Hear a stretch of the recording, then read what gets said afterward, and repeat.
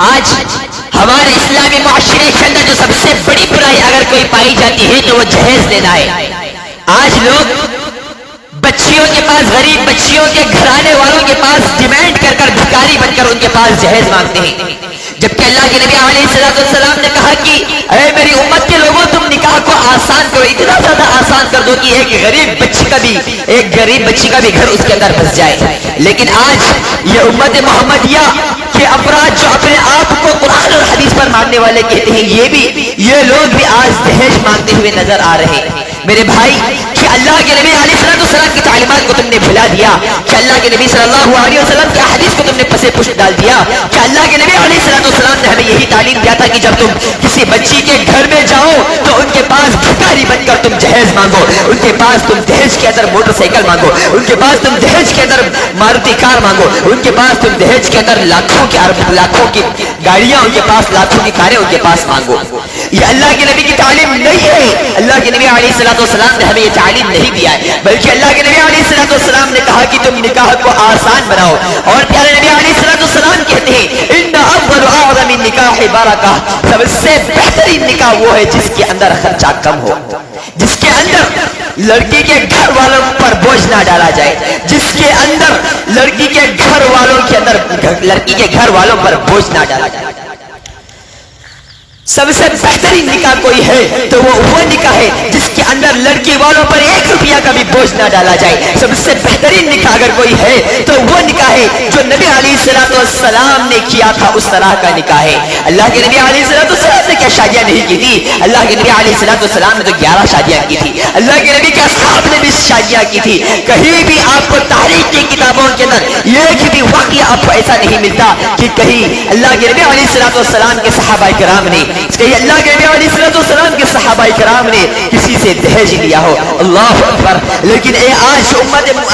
امت محمدیہ کے افراد، اپنے آپ کو نبی کا شجاعی بتانے والے، آج یہ دہیج مانگتے ہوئے لڑکیوں کے گھر والوں کے پاس جا کر بھکاری بن کر دہیج مانگتے ہوئے نظر آتے ہیں.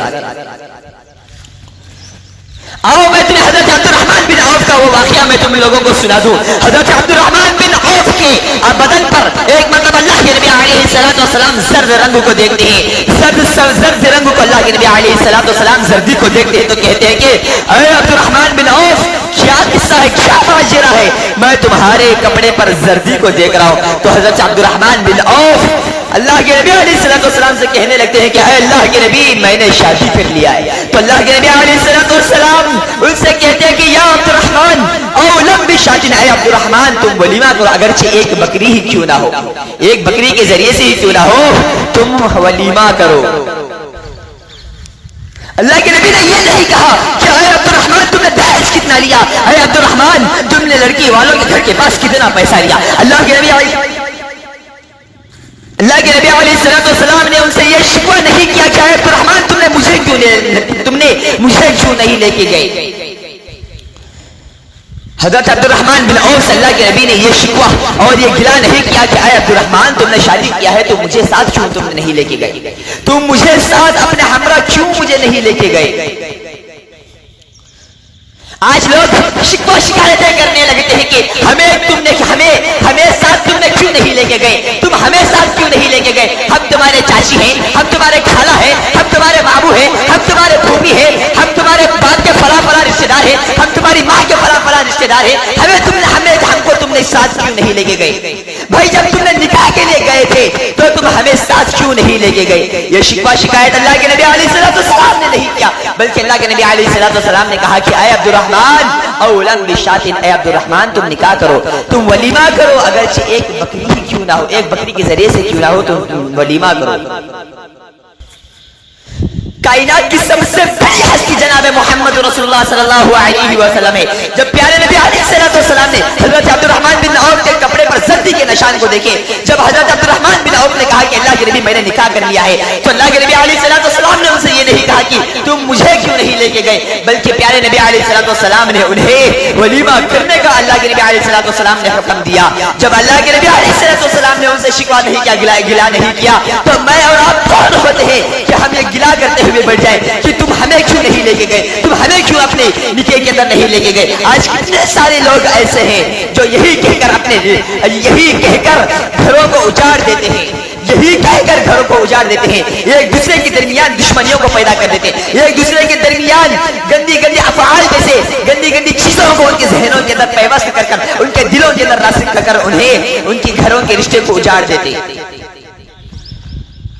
एक बाप बेचारा अपनी जिगर के टुकड़े को, एक माँ बिचारी अपनी रखते जिगर को, अपने जिगर के टुकड़े को 20 साल तक या 21 साल तक या 19 साल तक पालते हैं, पोषते हैं, बड़ा करते हैं, उसकी हर चीज को, छोटे से लेकर बड़ी की बड़ी चीज को, उसकी हर हालत को पूरा करते हैं, उसे अच्छी से अच्छी तालीम देते हैं, उसे अच्छी से एजुकेशन देते हैं, उसे दीन की तालीम देते हैं, उसे कुरान की हाफिजा बनाते हैं, उसे आलिमा बनाते हैं, उसे शरीयत को मानने वाली, शरीयत की पाबंद वाली बनाते हैं, उसे नमाज पढ़ने वाली बनाते हैं। नमाज पढ़ने वाली बनाकर एक इंसान, एक माँ अपने दुख्तुर को, जो अपने लखते जिगर है, लखते जिगर की बेटी को, अपने नूर नजर की बेटी को अपने से जुदा कर, अपने कलीजे के टुकड़े को अपने से जुदा कर किसी और के घर भेजती है, और ये कमबख्त लोग ले जाने के बाद उसके साथ बदतमीजी करते हैं, उसको ताना देते हैं कि देख तेरे बाप ने हमें जहेज में कुछ नहीं दिया है, तेरा बाप भिखारी है, तेरा बाप भिखारी है, इस तरह से कहकर उसे ताने देते हैं। ये ताने देने वाले खुद भिखारी हैं। मैं कहता हूँ,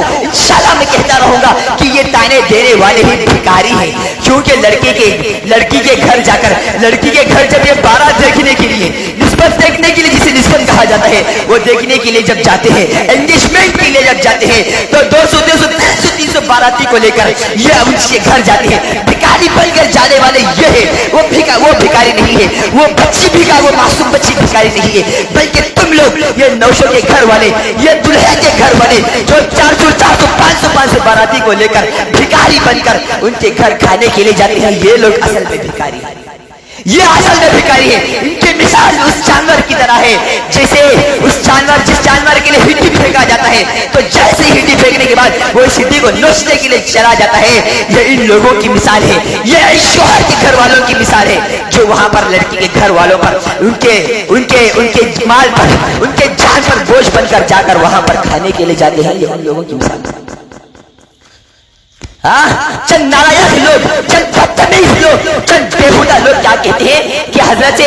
अली रज़ी अल्लाह ताला अन्हु को अल्लाह के नबी अलैहिस्सलाम ने दहेज में कुछ सामान दिए थे ना, इसीलिए हम भी इन लोगों के पास दहेज मांग रहे हैं। याद रखो, अल्लाह के नबी अलैहिस्सलाम ने हजरत अली को जो चंद सामान, जो जरूरत के जो सामान दिए थे, वो किस वजह से मालूम है? उसका पसे मंजर क्या था? वो किस चीज की वजह से हजरत अली रज़ी अल्लाह ताला अन्हु को अल्लाह के नबी अलैहिस्सलाम ने दिया था, तुम्हें मालूम है? अरे लड़की वालों के सामने जाकर भीख मांगने वालों, अरे लड़की वालों के घर जाकर जानवरों की तरह खाने वालों, याद रखो हजरत अली रज़ी अल्लाह ताला अन्हु को अल्लाह के नबी अलैहिस्सलाम ने वो सामान इसलिए दिया था क्योंकि हजरत अली रज़ी अल्लाह ताला अन्हु बहुत ज्यादा गरीब थे। हजरत अली रज़ी अल्लाह ताला अन्हु बहुत ही ज्यादा गरीब थे, इसलिए चंद जरूरत के अशिया, चंद जरूरत के सामान हजरत अली रज़ी अल्लाह ताला अन्हु को अल्लाह के नबी अलैहिस्सलाम ने अपने दामाद को दिया था। और ये बात वाज़ेह है कि अगर किसी का दामाद थोड़ा गरीबी हालत के अंदर है तो उसकी मदद की जा सकती है, पैसों के जरिए से भी आप मदद करें, जिस तरह से आपके हाथ से हो सकता है आप उसकी मदद कर सकते हैं, लेकिन शर्त क्या है? वो गरीब हो, वो थोड़ा माली हालत के एतबार से कमजोर हो। लेकिन यहाँ पर ये दहेज मांगने वाले, ये लड़की के बाप के पास, लड़की के बाप के गले से खून चूसने वाले ये दरिंदे, इन लोगों के पास लाखों के बंगले इन लोगों के पास रहते हैं, हजारों की गाड़ियां इन लोगों के पास रहती हैं, हजारों के पैसों की कार इनके पास रहते हैं, फिर भी ये लोग इंटरनेशनल भिखारी बनकर, इंटरनेशनल फकीर बनकर ये लोग उन लोगों के पास दहेज मांगते हैं, उन लोगों के पास दहेज मांगते हैं। ये बात मुसल्लम है कि अगर कोई किसी का दामाद माली एतबार से अगर कमजोर है तो उसकी मदद की जा सकती है, माल के जरिए से, पैसों के जरिए से, हर اعتبار کے ذریعے سے اس کی ساس اس کے سسرال والے اس کی جیسی مدد کرنا چاہتے ہیں، ہر کوئی اس کی مدد کر سکتا ہے، لیکن یہ جس کے پاس ہزاروں کی گاڑیاں ہوتی ہیں، یہ انٹرنیشنل فقیر بن کر لڑکی والوں کے پاس پیسہ مانگتے ہیں، لڑکی والوں کے پاس بوجھ بن کر ان کے پاس پیسہ مانگتے ہیں۔ جانتے ہیں اللہ کی قسم کھا کر کہہ رہا ہوں، یہ لڑکی والوں کے پاس بھیک مانگنے والے، یہ لڑکی والوں کے گھر جا کر بھکاری بن کر ان کے گھر جا کر 200 آدمیوں کو لے جا کر کھانے والے یہ ڈاکو ہیں، یہ لٹیرے ہیں، یہ چور ہیں، یہ چور بن کر وہاں پر داخل ہوتے ہیں اور جب وہاں سے نکلتے ہیں تو ڈاکو کی طرح لوٹ کر وہاں پر اس کے جان پر بیٹھ کر اس کے باپ کا، اس لڑکی کی، اس معصوم بچی کے باپ کا خون چوس کر یہ لٹیرے باہر نکلتے ہیں وہاں سے۔ جس طرح سے تم دوسری چیزوں پر آواز اٹھاتے ہو، اسی طرح سے اس جہیز کو بھی تم اپنی سوسائٹی سے، اپنی مسلم معاشرے سے نکال کر پھینکو، لیکن یہ چیز آپ سے نہیں اٹھے گی، نہ اٹھے گی خنجر، نہ اٹھے گی تلوار، یہ بات تو ہمارے آزمائے ہوئے ہیں۔ میرے پیارے ساتھیوں، اس جہیز سے لعنت کو آپ اپنے گھروں سے نکال دیجئے، ورنہ آج کتنی معصوم بچیاں ہیں جو اپنے جان کو قربان کر رہی ہے، جو بن بیاہ کا اپنے گھروں کے اندر عمر کو بتاتی ہوئی بیٹھی ہے۔ کتنی ساری بچیاں ایسی ہیں جس کا باپ اس کے جہیز کا انتظام نہ کرنے کی وجہ سے وہ خودکشی کرتے ہوئے نظر آ رہی ہے۔ یہ ساری کی ساری تمہاری وجہ سے ہے، جو جہیز مانگنے والے ہیں، ان ظالموں کی وجہ سے آج مسلم قوم کی بیٹیاں اپنی جان کو گواتے ہوئے نظر آ رہی ہے۔ کل قیامت کا دن اللہ تم سے سوال کرے گا۔ تم یہ نہ سمجھو کہ ہم یہاں پر دنیا کے اندر بچ جائیں گے، لیکن دنیا کے اندر تو تم بچ جاؤ گے، دنیا والوں کی نظروں کے اندر تم بچ جاؤ گے، لیکن خالق کائنات، مالک ارض و سماء، اللہ رب العالمین کی وہ شہنشاہوں کا شہنشاہ، اس کے آگے تم نہیں بچ سکتے ہو، اس کے آگے تم کوئی بہانہ بھی نہیں بنا سکتے، اس کے آگے تم کوئی ہیلا اور ہیلا بھی نہیں بنا سکتے، اس لیے کہ افلا یعلم اذا بعثر ما فی القبور وحصل ما فی الصدور، دلوں کے بھید کو اللہ رب العالمین جاننے والا ہے۔ دنیا والوں کے سامنے تم جھوٹ بول کر بچ سکتے ہو، لیکن اللہ کے پاس تم جھوٹ بول کر نہیں بچ سکتے ہو۔